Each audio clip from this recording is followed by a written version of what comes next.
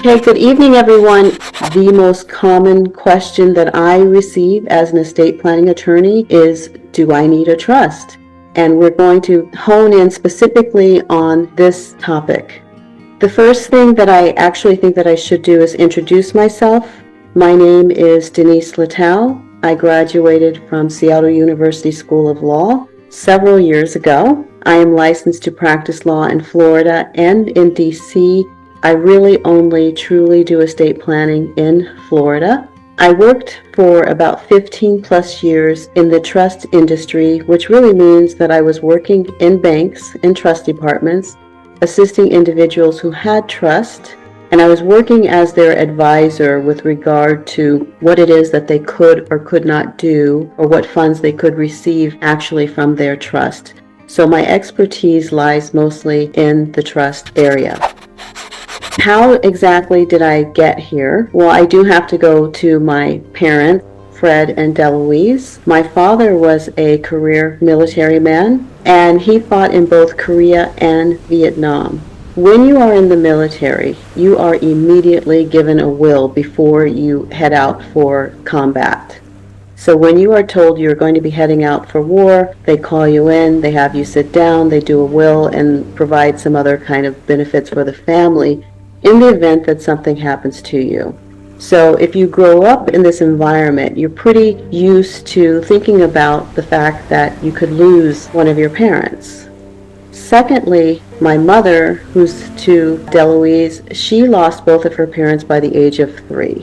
Her mother at 2, her father at 3. Her life goal was to ensure that she actually lived long enough to see her children actually reach adulthood. She was very much, as you can imagine, traumatized by these events, by not being raised by parents, and always wanted to have us prepared for that day when she was no longer on earth. And she did that, and she did a very good job of it. And as a result of these two individuals coming together with their life experiences and their sense of always planning for possible incapacity or death, it's not a topic that is difficult for me to discuss or to even contemplate or assist families to come to terms with. So it is essentially a part of life in many ways. So my goal today, as I said at the beginning, was really to take the mystery out of trust. And I do want everyone who's on here tonight to go away with a sense of whether or not they actually need one, or no, they really don't need one, but some other planning might be sufficient given your particular instances or the case in which you have. So everyone is different, everyone's needs are different, but I think most of you will find that a trust may be the proper solution for you and your circumstances. Okay, I can't really go into just diving into trust without talking about an estate plan. These two words together confuse people. They sound a lot more complicated than what they are. An estate is really all that you own your property, and planning or a plan is a plan.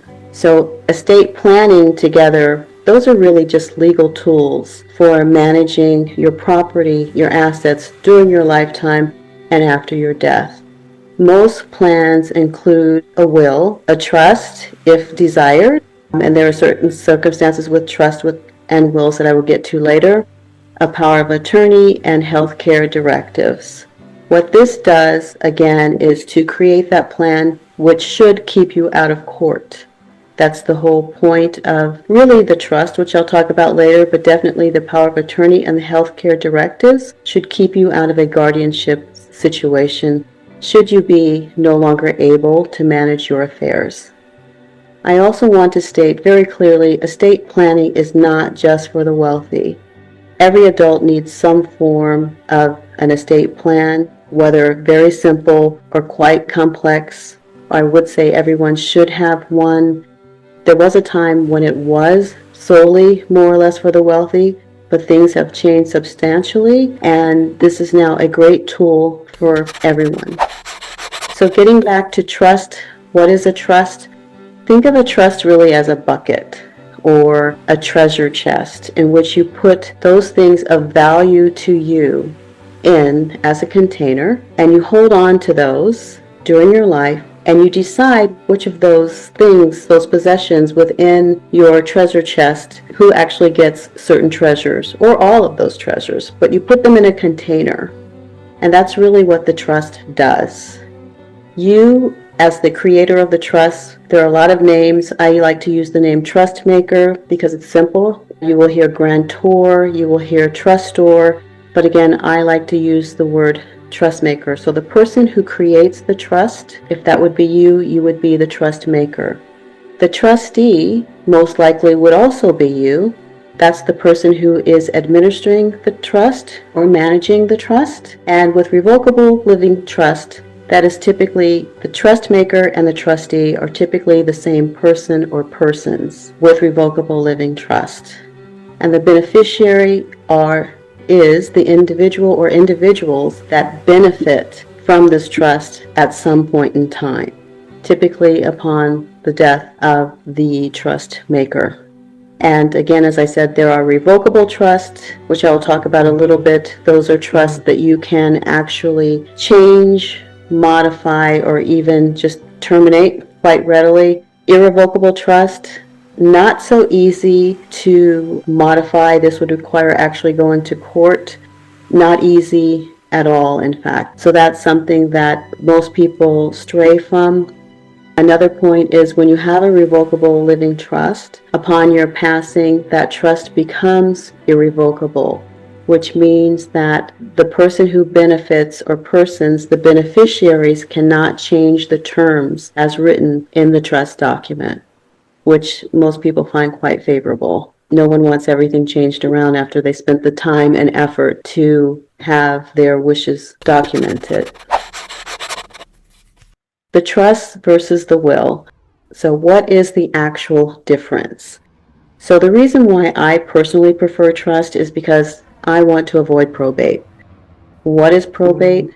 Probate is court supervision of the distribution or transfer of your assets after you have passed away. With a trust, you avoid that, which means you also avoid those fees and those costs associated with the court supervision. And you have privacy because it's not going through the court process. With the trust, you manage the assets, your possessions during your lifetime, or the trust manages it during the lifetime and also upon your passing. Of course, you as the trustee would be managing those assets. The will is really only for what happens when you pass away. It does require probate, so court supervision of the transfer of those assets. And it's only, as I just said, used for when you are no longer here. It has nothing to do with anything during your lifetime. So what the trust can do that the will can't, just to quickly go back over that, is number one, avoid probate. Secondly, it maintains privacy if that's important to you. Third, you can plan for your incapacity. So that again gets into who will be looking after your affairs when you're no longer able to, particularly financially. Fourth, it controls distribution, and a good example of that is you can determine in a trust, for example, if you have children who are minors, that you don't want them to receive any funds from the trust until the age of 21 or 35, or until they have reached a milestone such as graduated from college or graduated from a vocational school. You can control that based on the language within your trust document. Trust can also protect assets. Revocable living trusts are not really utilized for that purpose. There would be other mechanisms that would have to be in place in order to actually protect assets, because again, if you create this revocable trust for yourself, you still have control over it. So because you still have control over it, it's not a real tool for protecting assets, so to speak. The most common reasons that you need a trust. Here I have down, you own property in more than one state. But honestly, and if you're living in Florida, you own a home. If you own a home, that's pretty much enough to want to do a trust. Given today's housing market, houses are very expensive for most of us. It is actually our greatest asset in terms of value and should be treated really accordingly. So I would always recommend anyone who owns their own home pretty much to have a trust, but most definitely if you own several throughout the country or even one other property in another state, you should definitely, I would highly recommend a trust. If you own a business or rental properties, again, you should have a trust. You would want to set forth how you want the continuation or discontinuation of either your business, or if you want rental properties to be retained or sold or whatever those terms may be. You would want to minimize estate taxes with a trust. This is not anymore such an issue. Essentially, in Florida, we don't have a state tax. And secondly, the bar now is so high for the federal estate tax. So if you have more than, it is now at 19.9 million, then you have an estate tax problem. Most of us don't have to concern ourselves with that. But there are some other ways in which a trust can be useful in terms of taxes. You have a blended family situation. I would always recommend a trust under these circumstances, a lot for the privacy part of it, more than anything, but blended families do require special care and consideration, and a trust would definitely be the way to go. And definitely, if you have a loved one with special needs or disabilities, you definitely want to have a trust for that individual.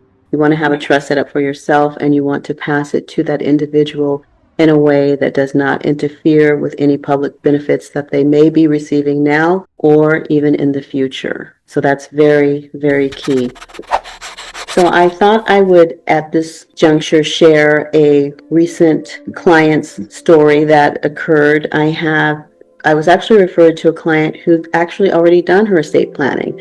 So that happens quite a bit. And number one, she wasn't really sure that she'd actually done her estate planning, so that was one thing. But when she handed me her documents and I reviewed them, I told her, well, you actually have a trust. So then I actually started looking through more documentation, and I discovered that her trust was never funded. So that's what that really means, is that her assets, her property was never transferred into the trust, which means that the trust is basically useless. It's just paper. Because if you don't transfer your assets into it, you can just as well pass without a will or a trust. It's still going to go directly to probate.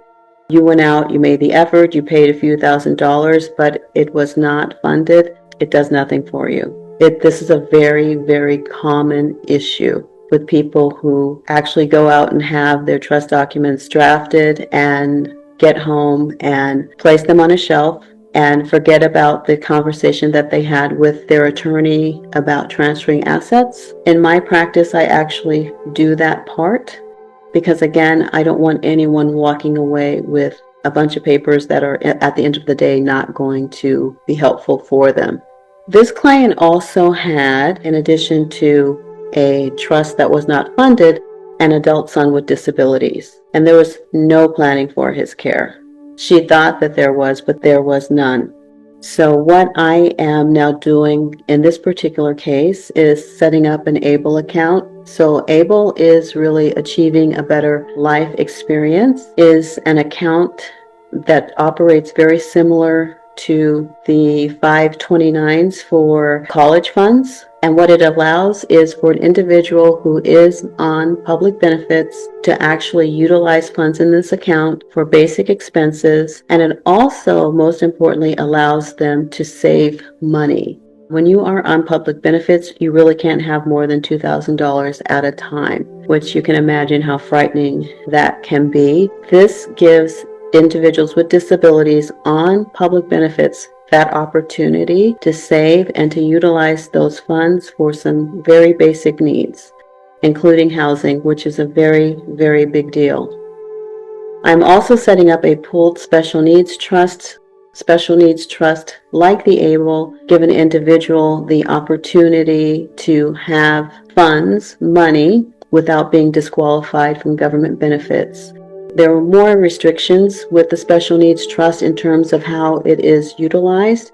It is really utilized to enhance the individual's life, but not necessarily at all for funding basic needs. It's really supplemental in many ways and not used in the same way as an ABLE account. Also, there was no plan for care. So mom was not young. He had some siblings, some local, most not local. There really wasn't a plan for who was going to do what, if at all, and what happens if none of them come through. And that does happen on occasion. Sometimes older siblings are so busy with their own lives, their own kids, their own careers, that they are not available to assist a sibling with special needs. So this is really a perfect example of really how comprehensive estate planning can be and how holistic it should be. It should cover all the bases for a family. It should consider all instances. So it's not just about setting up a will, setting up a trust. It's not just about that. It's about planning for an entire family's situation. So when do you not need a trust? Well, honestly, if you don't own a home, you rent, you are maybe a digital nomad, or you just are a minimalist, you don't have much, you can positively say that you don't need a trust. If you don't mind your information being open to the public, that's another instance. You don't have much, there may be some kind of a small probate proceeding, that's okay. You're okay with probate. Probate doesn't really bother you. The fact that there is some kind of court proceeding that your loved ones may have to go through, irregardless really of what you may have left, you're okay with that. And finally, you have very, very simple wishes. And I wish that I actually met someone who really had simple wishes, because people tell me all the time that they have simple wishes, and as it turns out, they're a lot more complex than they think that they are. Even if it's something like a burial at sea, it's not as easy to put together as someone may imagine. So think very carefully about if your wishes are simple. Probate is not a big deal. It may be a very short and sweet process for you simply because there's not a lot there. And the other part, the lack of privacy does not bother you. So the revocable living trust you create during your lifetime, it can be changed or revoked. The most common assets that fund them: homes, savings, investments, as well as jewelry, other possessions. As I said in the beginning, your treasures, your possessions that you want to go into your treasure chest, the trust. The revocable living trust requires a pour-over will. So unlike just having a will, for example, which leaves your assets to your loved ones upon your passing, the pour-over will is really also a container basically for additional wishes, concerns, etc., and also things that you may have left out of the trust that you want to then pour over, as it's called, into that trust. So you will have a will, but of a different nature. Again, how a trust works is you create the trust, you fund the trust with assets, and the trustee, as I mentioned earlier, manages the trust. And the successor trustee, so the person who steps into your shoes once you are no longer around, distributes or administers the trust after your death. Let's talk a little bit about the cost of doing nothing. So the cost of doing nothing, so no will, no trust, means probate, court supervision. That again means delays usually.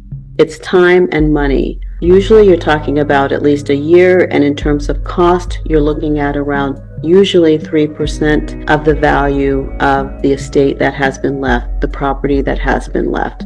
That's what you're looking with approximately in terms of fees. The cost of nothing also increases the likelihood of family conflict. That's something that you simply do not want to have.